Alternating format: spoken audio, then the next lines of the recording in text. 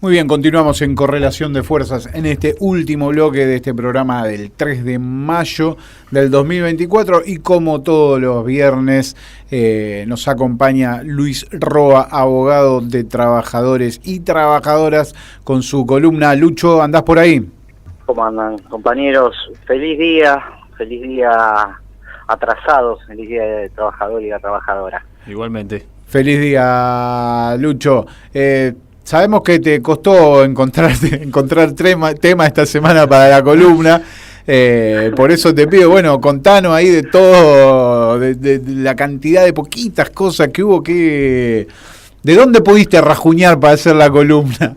No, yo voy a hablar de la rebelión de los trabajadores turcos que están peleando por la Claro. por la jornada de trabajo de 5 horas. Hay que ir a buscar noticias de afuera, ¿no?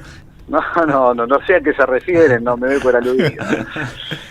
Bueno, contanos, Lucho, ¿qué preparaste para hoy? Lo más loco que hay cierta gente que piensa en esos términos la realidad. Sí. No, a ver, es casi un tema excluyente, ¿no? Casi como un baldazo de agua fría, como una bofetada al sentido común y al respeto de la memoria histórica. El gobierno ha decidido avanzar con una brutal reforma de las instituciones, de las regulaciones de la economía, del Estado, pero dentro de ello en las vísperas de un 1 de mayo, una brutal reforma laboral. Y creo que por ahí debiéramos, aunque sea, dedicarle unas palabritas. Es casi un imperativo categórico. Y lo digo porque algunos compañeros, algunas compañeras, muy honestos intelectualmente y muy bien intencionados, piensan, bueno, al menos no tenemos la brutal reforma laboral del DNU. Lo que pasa es que la brutal reforma laboral del DNU, lo que pretendía originariamente este proyecto de ley ómnibus, era definitivamente un despropósito.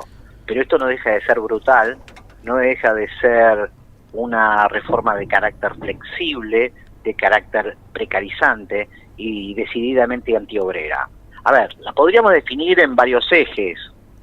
Se acaba de dar media sanción a un nuevo proyecto de ley ómnibus, que trae del viejo proyecto de ley ómnibus que se había mandado a principios de febrero del Pleno de la Cámara de Diputados a comisión, trae lo peor. Un brutal ajuste en el empleo público, al tiempo que están privatizando, que están disolviendo organismos, que están achicando organismos. Está sucediendo también que están suprimiendo cargos, están licuando cargos, tanto cargos como funciones. Y lo que promueve este esquema es una fenomenal puesta en disponibilidad de los trabajadores, que no es ni más ni menos que una suerte de purgatorio, donde aquellos trabajadores afectados por las medidas de prescindibilidad estarán 12 meses ahí en la picota entre el cielo y el infierno. Sabemos todos que el destino final es el infierno y quedarse sin trabajo, pero teniéndolo 12 meses ahí. Y en esto serán afectados también no solamente los trabajadores de organismos disueltos, sino los que estén bajo licencias por enfermedad, las que estén bajo licencias por embarazo, a los discapacitados, e incluso va mucho más allá. Si bien dice explícitamente este proyecto que no se va a poner en disponibilidad en el empleo público nacional a los delegados y los representantes sindicales, los dejan sin tareas, que es lo mismo que no poder representar a nadie. Un delegado o una delegada, si no puede representar en el lugar de trabajo a sus compañeros y compañeros, ¿para qué sirve?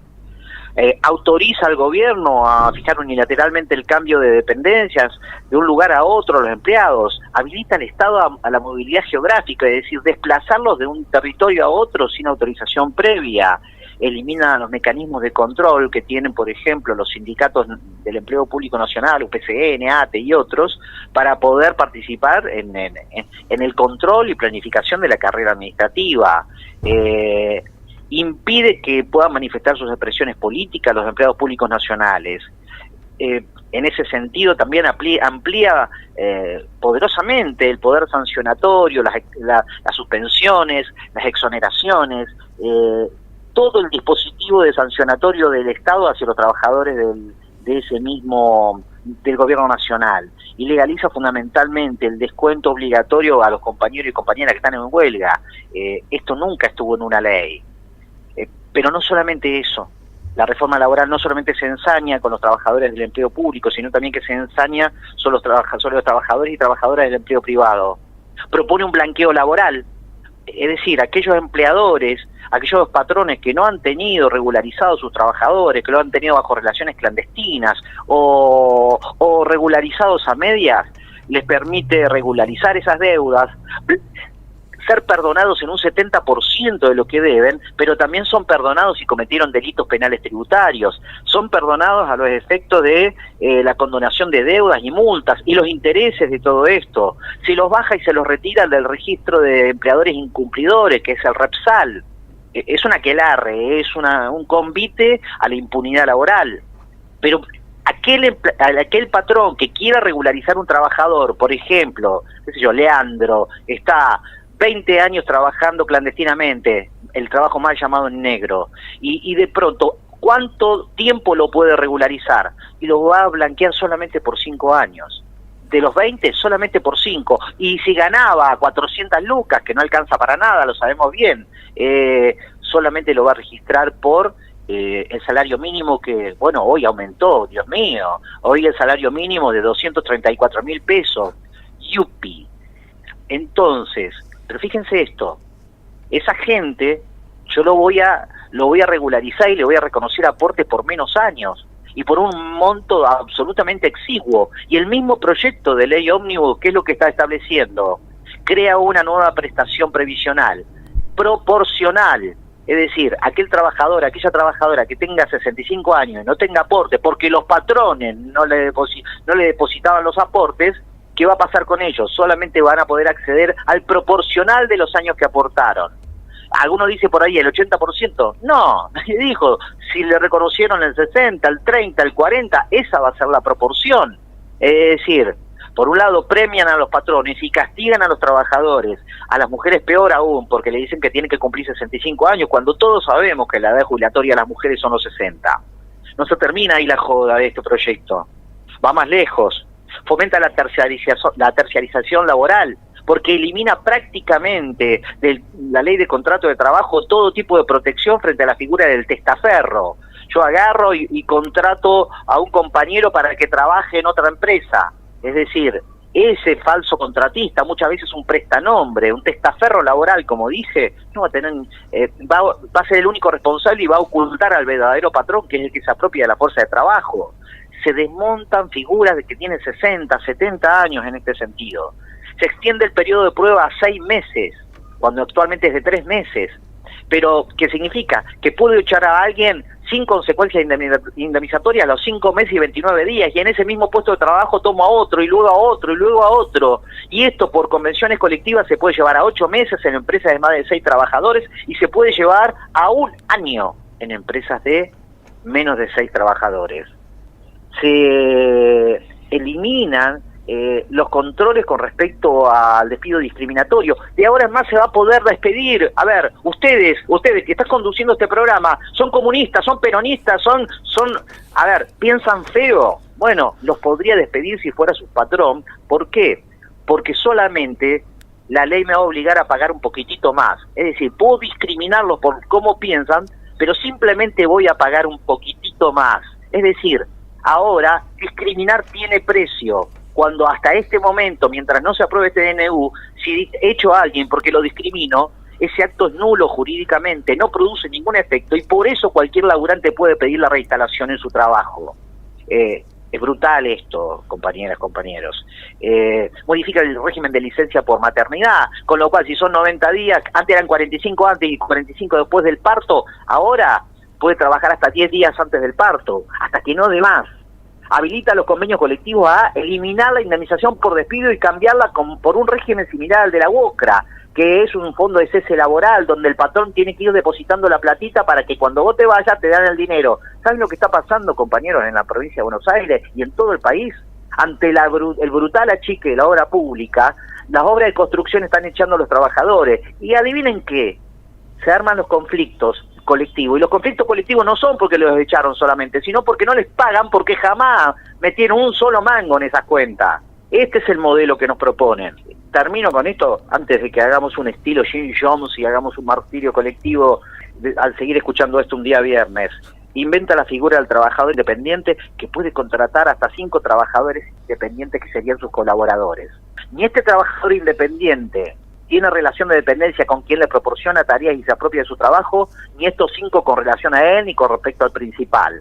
Es una zona de exclusión. Es como dicen los pibes que le encanta Marvel, es una suerte de multiverso paralelo donde no se aplica el derecho del trabajo. Un sistema Ponzi para que exponencialmente pongamos decenas, centenares y miles de trabajadores fuera de toda protección. Y paro ahí porque realmente seguir con esto creo que está por demás descrito el aquelarre que significa esta reforma laboral. Terrible, Lucho, y me haces pensar con lo que vos decías al principio, de que hay compañeros que intentan decir, bueno, no es lo peor. A veces charlamos, ¿no? Acá en el programa, digo, cuando vos a un enemigo no le podés pegar de frente, primero le quitás todo lo que puedas. Y cuando ese enemigo está un poco más de rodillas, sí lo terminás de liquidar. ¿Esto no cumple un poco eso? Digo, bueno, no pasó eso. Bien, ahora te apruebo esto, pero esto visto en proceso no es un proceso que va a finalizar ahora. Lo que más parece es que esto es el principio. Esto me parece que es un esquema de cabeza de playa. Es una cabeza de playa porque evidentemente van a ir... A ver, el poder concentrado está pidiendo reformas claves en la negociación colectiva, está pidiendo reformas claves en el régimen sindical, con lo cual no... El que crea que se ha perdido poco, le está pifiando de medio a medio, salvo que esté del otro lado del mostrador, no sé. Pero igual, lo digo, algunos compañeros y compañeras lo dicen desde cierta inocencia y no estar viendo realmente lo que está frente a nuestros ojos.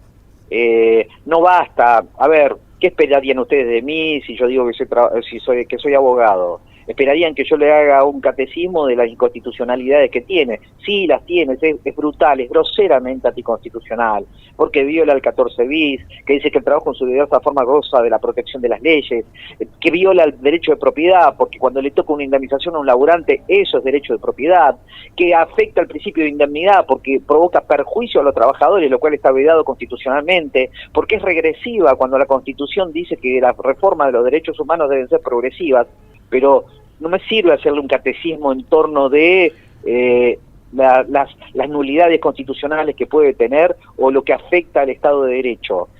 Me parece que acá hay que movilizarse, hay que juntarse, hay que organizarse, porque la salida es por ahí. Lucho, te agradecemos muchísimo, ya no nos estamos quedando sin tiempo. Espectacular columna como todos los viernes, hoy con una carga política fuerte y necesaria. No, muchas gracias por el espacio como siempre y un placer estar los viernes con ustedes. Un abrazo grande, Lucho, Abrazo, cuídate. Lucho. Un fuerte abrazo.